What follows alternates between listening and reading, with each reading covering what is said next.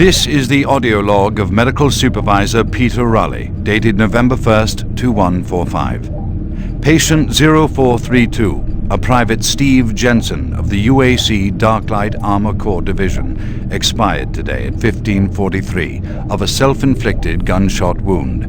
This is approximately 110 hours after his return from expeditionary missions.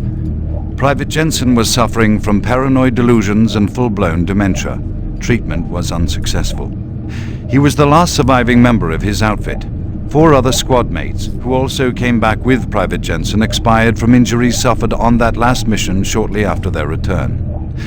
Before his death, Private Jensen was heard screaming in both English and other languages, something about demon hordes feasting on our souls. The other language was later discovered to be Aramaic. Due to security concerns in the area, I've secured some armaments within my office.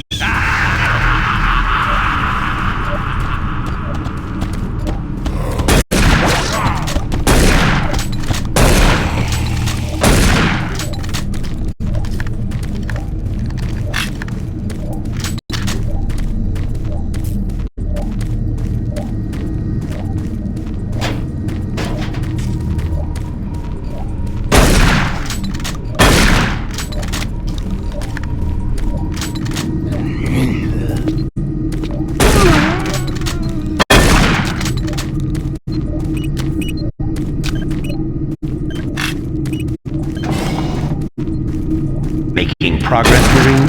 Your journey is futile. You will die, and your soul will be mine.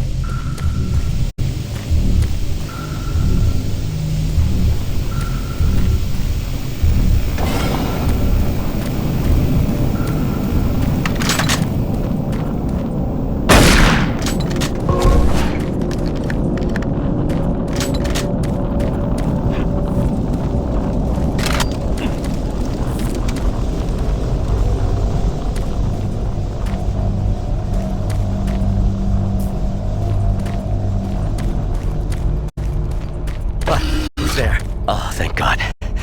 You're not one of them. I thought everyone else was gone. I was part of this. I helped them. The madness of opening to another dimension. Look, we don't have much time. We let it through. The evil. The protective stabilizer on the portal just failed after Betruger took the device. It was an artifact we had found in the ruins. He took it into the portal, and hell followed him out. You have to help me first. I'm going to try to get the teleporter systems running again. The areas are destroyed around us, so it's the only way through this part of the complex. You need to find me a working plasma inducer. It's all I need to get the teleporter working. You can look for it in operations. I have a security clearance. I'll unlock some doors for you. There. We don't have a lot of time. Please hurry. Don't have much time. Get that plasma inducer, quickly.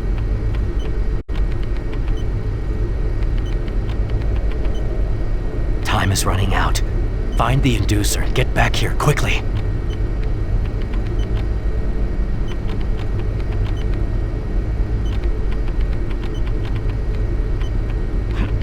I'm gonna stay here and work on the computer some more. Time is running out. Find the inducer and get back here quickly.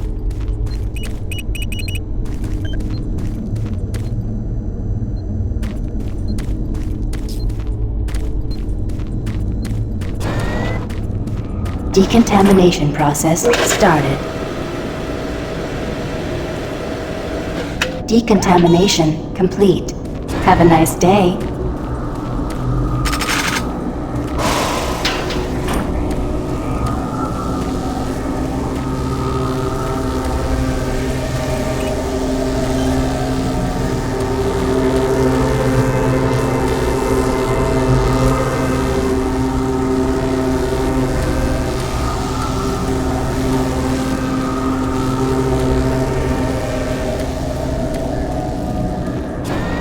Decontamination process started. Decontamination complete. Have a nice day.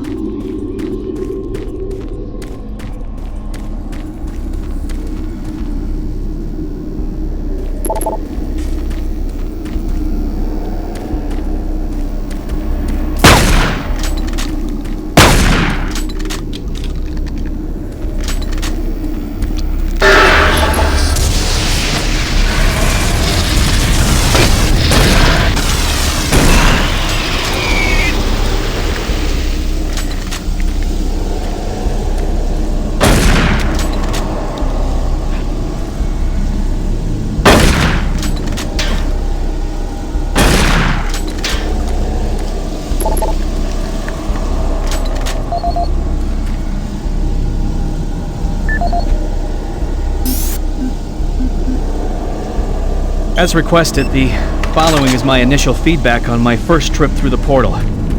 Private First Class Frank Sinders, dated October 15th, 2145. I don't know exactly where to begin. Obviously, I survived the first trip and feel no worse for the wear. I'm not feeling any of the symptoms reported by the others who have gone in before me, but I'm at a point where I'm still trying to process everything. The place looks deserted and devoid of any life, but the flames and heat and stench of the place, it smells of death, decay, and burnt flesh. Tomorrow we're going back in with some of the eggheads, Science Division, to start securing forward positions, and we expect to start sending out the mapping droids at the same time. I feel I must admit on a personal note that I've got a really bad feeling about this. I don't understand what we're doing there or what we hope to prove. PFC Cinders, signing off.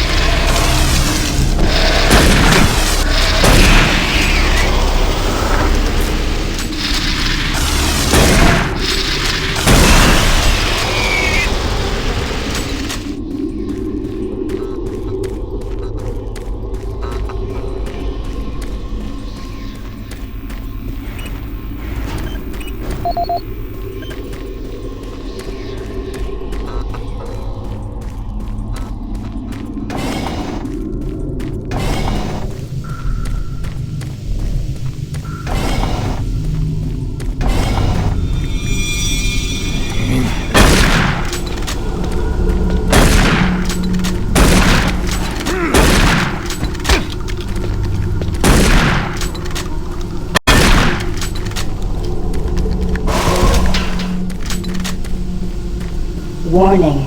Halon systems active. Access denied.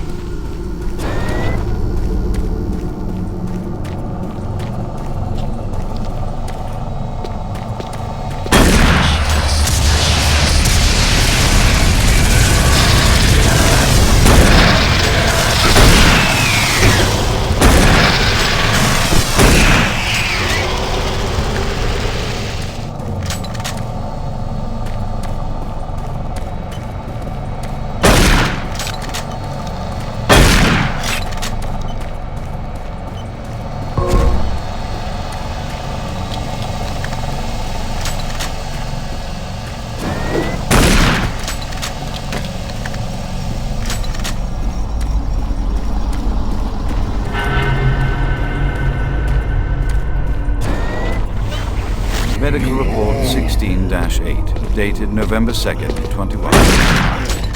Patient 0432, Private Steve Jensen of UAC Dark Report Division, Spy. Private Jensen was suffering from paranoid delusions and full-blown dementia. Treatment was unsuccessful. Initial psychiatric interviews suggested only mild psychosis with speech, motor activity, and thought processes within normal range. Paranoia being the only psychotic element directly evident.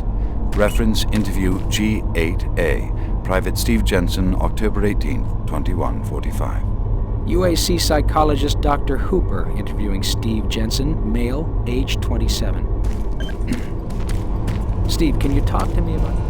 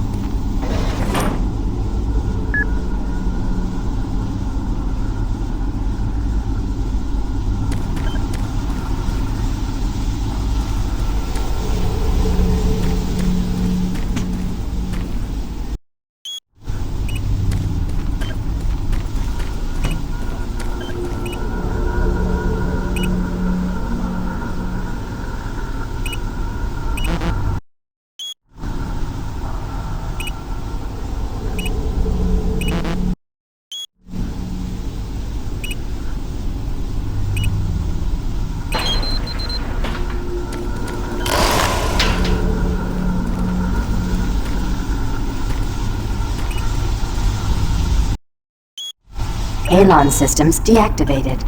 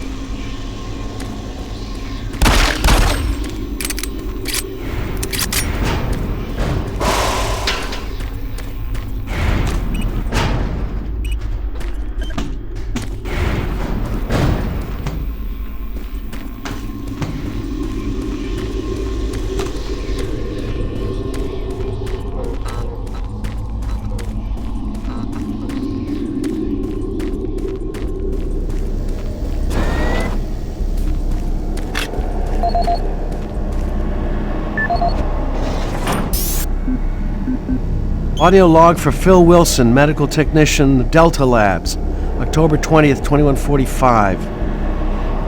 Today I witnessed the third test of the teleporter in the 3 weeks that I've been here. Volunteers are becoming harder and harder to come by, and it isn't difficult to see why. They all come back screaming like loons about demons, pools of blood. It's real fire and brimstone stuff. At first I wasn't paying much attention, just doing my job, but the last was Robert Clayton. Now, I met him my first day here.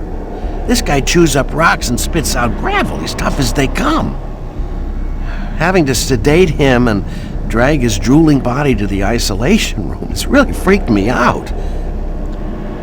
I'm going to put in for a transfer as soon as I'm able.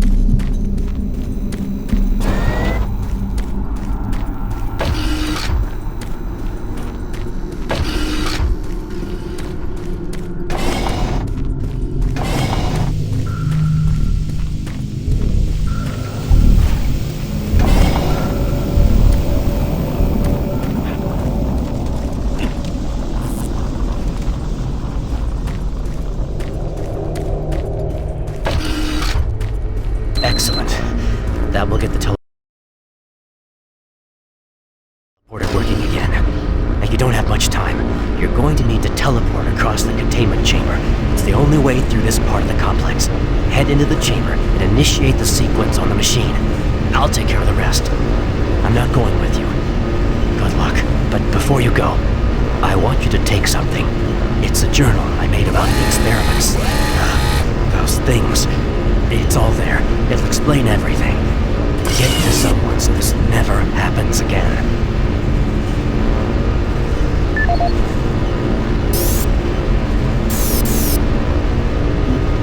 My name is Ian McCormick.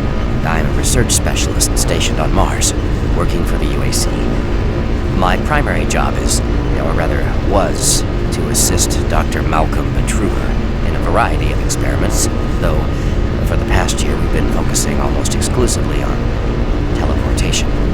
I don't know if I'll make it out of here alive, so I'm recording this video log to let someone know what happened, and with that knowledge, prevent it from happening again.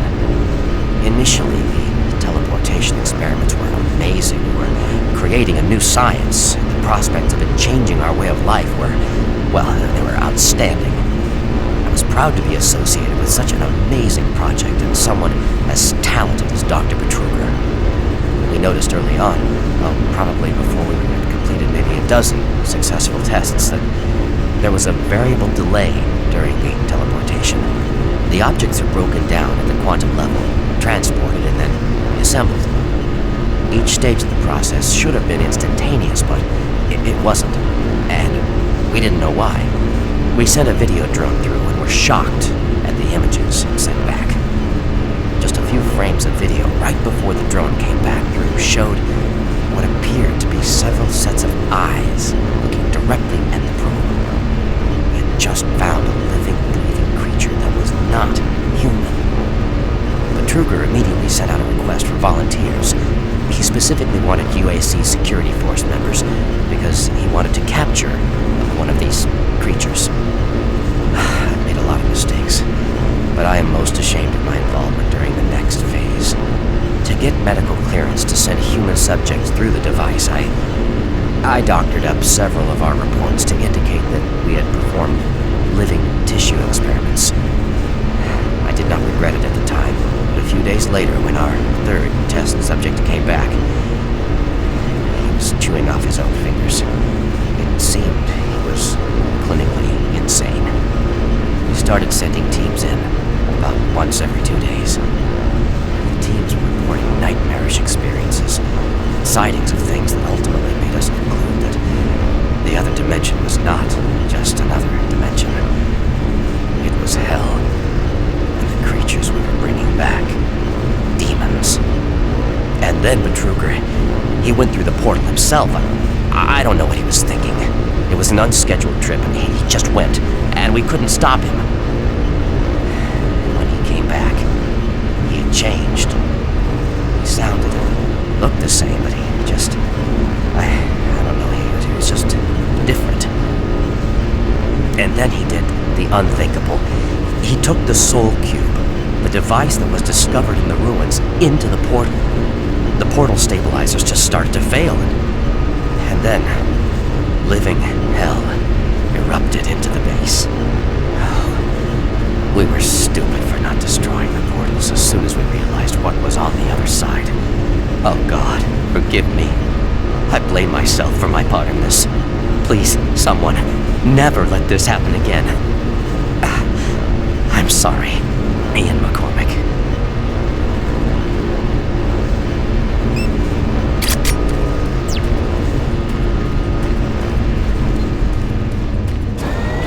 Decontamination process started. Decontamination complete. Have a nice day.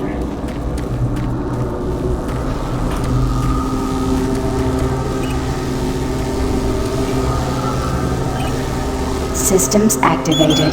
Teleportation will commence in T-3, 2, 1.